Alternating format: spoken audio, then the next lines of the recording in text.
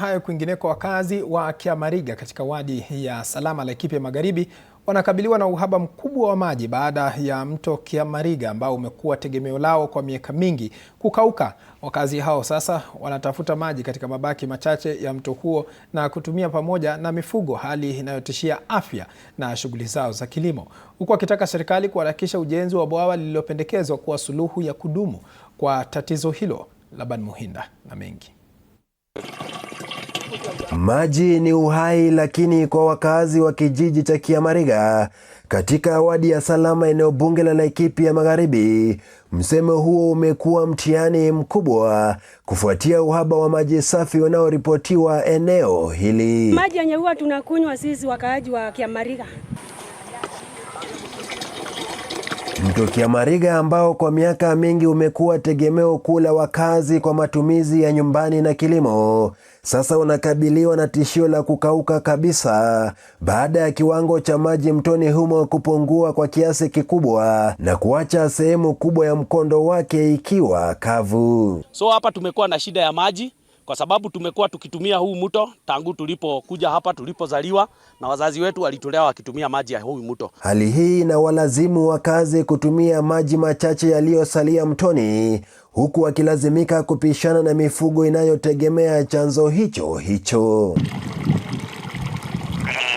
Hatua hii inahatarisha afya zao, kwani wanajipata wakitumia maji machafu licha ya hatari ya magonjwa yanayoweza kuambatana nayo. Ukiangalia watu tuko naye, tunawapea maji iko na uchafu, kwa sababu nakuta ng'ombe inaingia huko, wanyama wanaingia huko, wadudu wanaingia huko, na ndio tunapea watoto. Kama mimi natoka huko upande nikienda Sheki, kutoka huko Karae na kuja maji kwa hii mto yenye mnaona nimesimama. Kwa hivyo tuko na shida sana. Wakazi wa eneo hili wanataja ongezeko la shughuli za kilimo na mabadiliko ya tabia nchi kama sababu kuu za kukauka kwa mto huo, wakisisitiza kuwa hawana chanzo kingine mbadala cha maji. Shida ya maji inatokana juu hii mto ya Kiamariga inalima sehemu kubwa kutoka huko juu mpaka huko chini. Ilikuwa nalima eka 6, eka 22 ya shamba, na saa hii nimepunguza mpaka eka 5. Huku kiu ikizidi kuwaandama, wakazi sasa wanatoa wito wa dharura kwa serikali ya kaunti na serikali kuu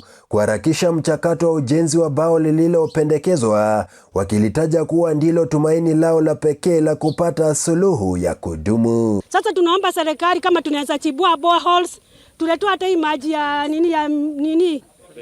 mfereji tuweke huko nyumbani. Tunaomba serikali yetu, tuko na mahali tumetenga na tumepeana proposal ya Kiamariga Dam. Maji iweze kufungwa, ikae pale, wakati wa mvua hiyo maji yenye inapotea iwekwe pale, tuitumie baadaye na ukulima na pamoja na ufugaji na matumizi ya nyumbani. Laban Muhinda, TV47, Kiamariga, kaunti ya Laikipia. Asante sana Laban Muhinda kwa taarifa hiyo.